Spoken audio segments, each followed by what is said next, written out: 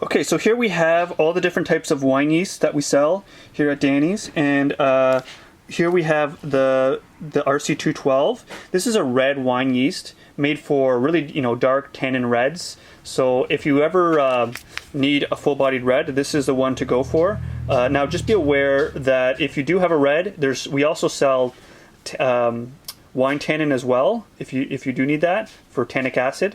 The alcohol tolerance for this is around 14% is its max, and it's a slower fermentation. It's like a middle to slow fermentation, because what it's trying to do is really ferment and get those aromas of the berries and out of the wine.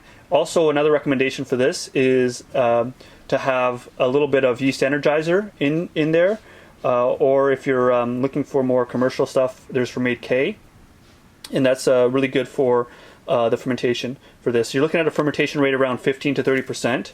Then we have here the D47. The D47 is actually used a lot for mead. It's made for premium whites. It's what it initially was made for dry whites, rosés as well. It ferments at it's got a larger range for fermentation. You're looking around 10 to 35%, 35 Celsius, and you're looking around 15% max for this in terms of alcohol content. You just need regular nutrients. It's not too bad, and again, it's a little bit of a slower medium fermentation to get those floral notes out as well. So this is generally used for mead as well, this one. Then we have the 71B. 71B is usually used for fruitier wines, and it's made for rosés, lighter or younger reds, and whites as well, like fruity whites as well. The alcohol tolerance, they say, is around 16% for this, 16 to 18, and it's got normal nutrient requirements, so it's a nice one. I actually like this one a lot for the blushes, for me personally. And then we have here the 116. So the 116 is so the best sellers, hands down, are the 116 and the Wine 18. And the best wine yeast for these, this is really good for stuck fermentations as well as for fruit wines. So it doesn't require a lot of nutrients. So it's a workhorse when it comes to, you put it in, you don't need to worry too much about the nutrients. If you're getting a bag of apples and you're trying to figure out if it's going to work, this is a really good one. And it's also very fast. It's a fast fermentation, so you're going to have a faster fermentation with the 116. And the other part to this too is that it has a very large range for fermentation. So it goes from 10 to 42 Celsius is what they recommend.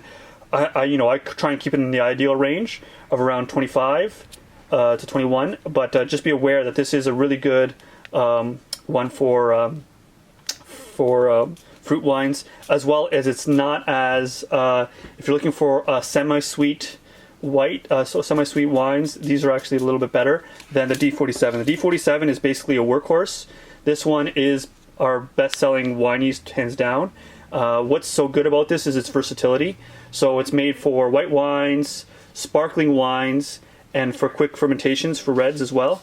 And the other part to this 118 is that a lot of people use these for ciders. So if you're looking for a drier cider, I'd recommend the 118. If you're looking for a sweeter cider, I'd go with the 116. And this is again made for sparkling white wines, i.e. if you want to make a sparkling cider. And the range is 7 to 35 in terms of fermentation range. And it has the highest, I find the highest alcohol tolerance at around 18%. It's very fast for fermentation, and it doesn't require too much nutrients. Again, you can always put nutrients in all of these, but these are just quick overview of the differences between them and what they're used for.